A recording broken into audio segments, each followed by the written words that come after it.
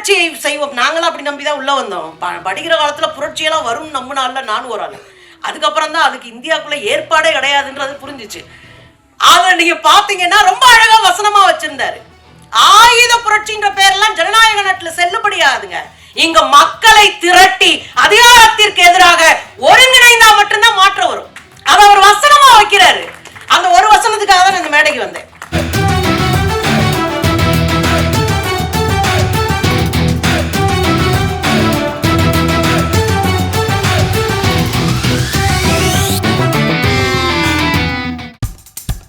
இப்போ நம்ம என்டர்டெயின்மெண்ட் ஆக போது பிளஸ்.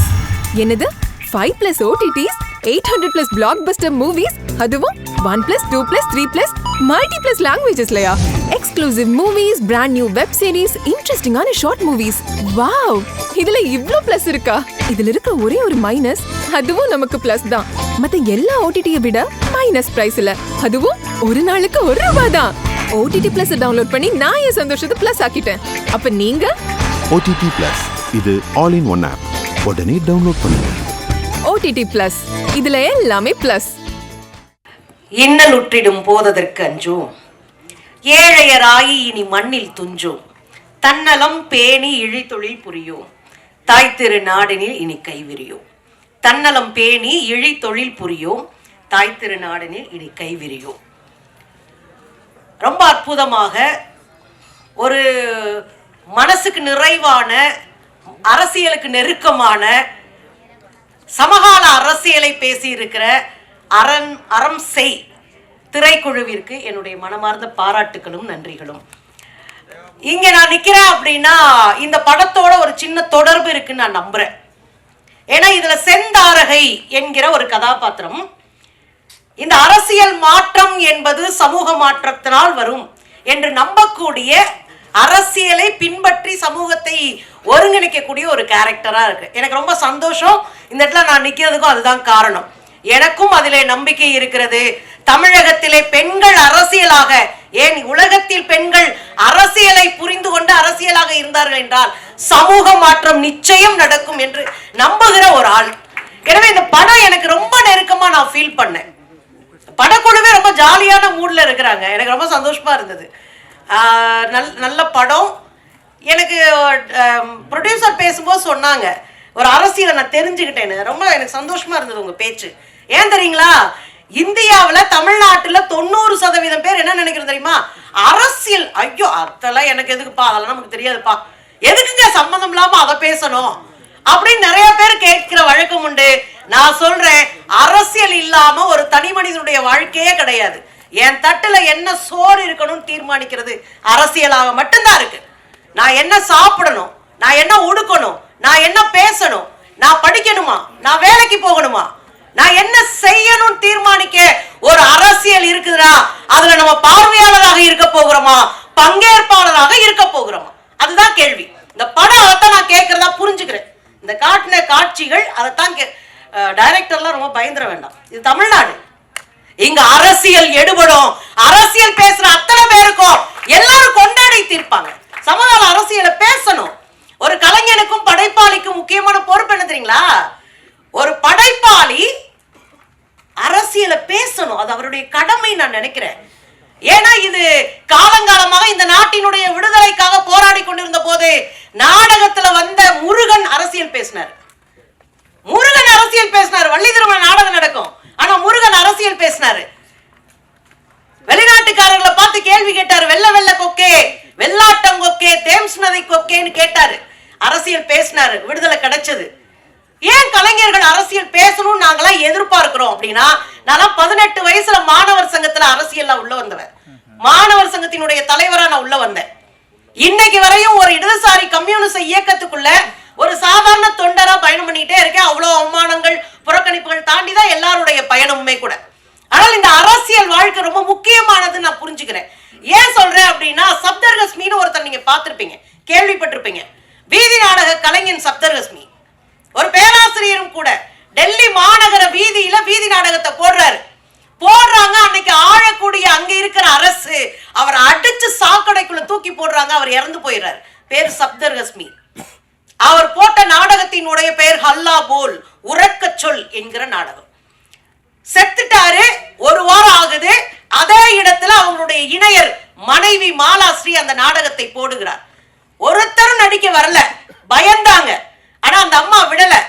என்னுடைய கடமை இந்த நாட்டிற்கு அரசியலை சொல்லுவது என்று 4 பொம்மைகளை நடுவீதியில் நிறுத்தி ஒற்றை பெண்ணாக நின்று மாலாஸ்ரீ அதிகாரத்திற்கு எதிராக உரக்க குரல் கொடுத்தார் என்பது வரலாறு.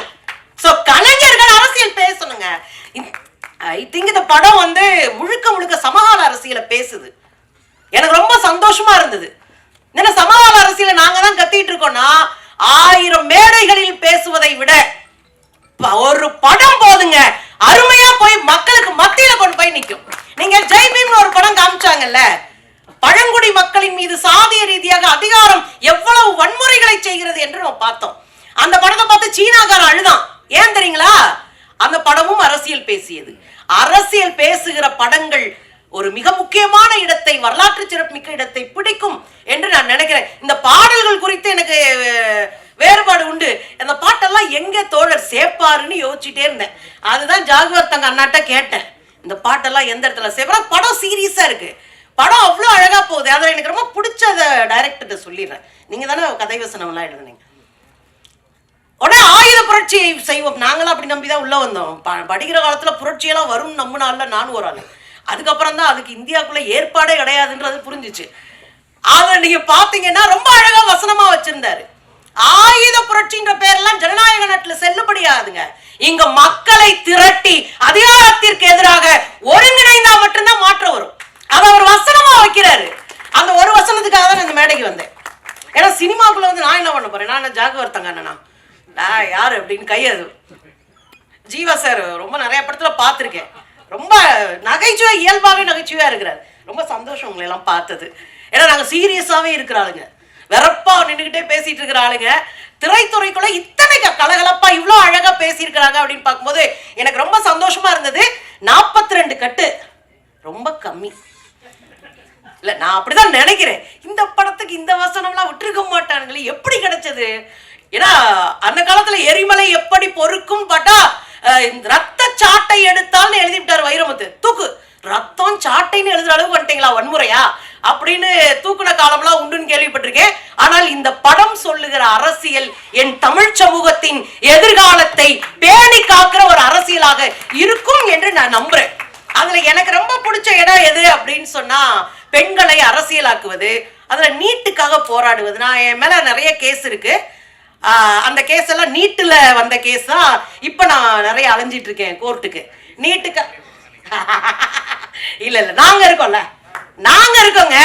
ஒரு கலைஞன் இந்த நாட்டுக்காக போராடுகிற போது நாங்க கூட நிப்போம்.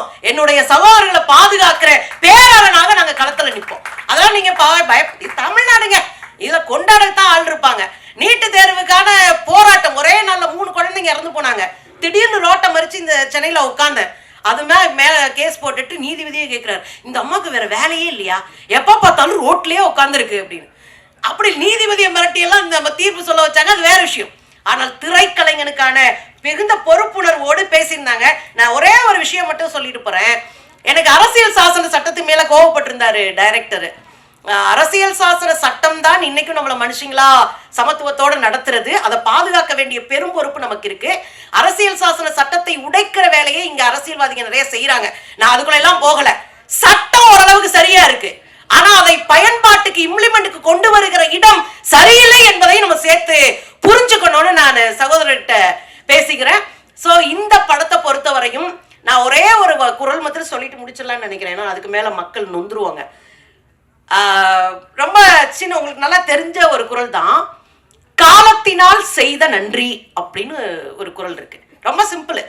காலத்தால ஒரு உதவி செஞ்சேன்னு வச்சுக்கவே, அது உலகத்துல மிகப்பெரிய உதவியா இருக்கும். நாளத்தினால் ஞானப்பெரு அதெல்லாம் சொல்லி உங்களை மிரட்ட மாட்டேன். காலத்தினால் செய்த நன்றி அப்படின்னு சொல்ல நான் அந்த படத்துக்கு நான் ஏன் சேர்க்கிறேன் அப்படின்னா, நீட்டுக்காக என் குழந்தைகள் ரோட்ல உட்காந்து போராடிக்கிட்டு இருக்கிறாங்க. நீட்டுக்காக 24 லட்சம் குழந்தைகள் இந்தியாவில் அழுதுட்டு இருக்கிறான். கோடிக்கணக்கான பணம் வச்சவங்களுக்கு தான் மருத்துவ கனவு என்று அதிகாரம் சொல்லுகிறது. பணம் வச்சிருக்கிறவங்க அதிகாரத்தை உடைச்சு ஊடு வழியில போறான். ஆனா கனவுகளோடு என் குழந்தைகள் கயிற்றை முத்தமிட்டு தூக்குல தொங்குறா அப்படின்ற சூழல் இருக்கு. இந்த சூழல்ல இந்த படம் வருது அப்படின்றது, இந்த சூழ்நிலையில இது அதிகாரத்திற்கு எதிரான குரலாக இருக்கிறது அப்படின்றது எனக்கு ரொம்ப சந்தோஷம். காலத்தினால் செய்த நன்றி. இந்த படம் இந்த தமிழ் சமூகத்திற்கு காலத்தினால் செய்கிற மிகப்பெரிய உதவியாக இருக்கும் என்று நம்புகிறேன். இந்த படத்தை எடுத்திருக்கிற அத்தனை படக்குழுவினருக்கும் அன்பு தோழருக்கும் என்னுடைய பாராட்டுக்கள். நீங்கள் தொடர்ந்து வெற்றி பெற வேண்டும். சமூகத்திற்காக இயங்குகிறவர்கள் ஒருபோதும் தோல்வியடைய வாய்ப்பே இல்லை. உங்கள் வெற்றிக்கான விழாவிலே நானும் உங்களை சந்திப்பேன். அதுவரை உங்கள் அத்தனை பேருக்கும் என்னுடைய வாழ்த்துக்கள். தொடரட்டும் உங்கள் வெற்றி. இப்போ உங்க என்டர்டெயின்மெண்ட் ஆக போகுது plus 5+ OTT 800+ blockbuster movies 1+, 2+, 3+ multi+ languages exclusive movies, brand new web series, இன்ட்ரெஸ்டிங்கான ஷார்ட் மூவிஸ், இப்படி நிறைய பிளஸ். வெயிட் இதுல மைனஸ் ஒரு விஷயமும் இருக்கு. மத்த எல்லா ஓடிடிஸை விட மைனஸ் பிரைஸ்ல ஒரு நாளைக்கு ₹1 மட்டும்தான். உங்க சந்தோஷத்தை பிளஸ் பண்ண போற OTT பிளஸ் இப்ப உங்க கையில. உடனே டவுன்லோட் பண்ணுங்க. OTT Plus இது ஆல் இன் ஒன் ஆப். உடனே டவுன்லோட் பண்ணுங்க. என்டர்டெயின்மெண்ட்டை பிளஸ் பண்ணுங்க OTT பிளஸோட.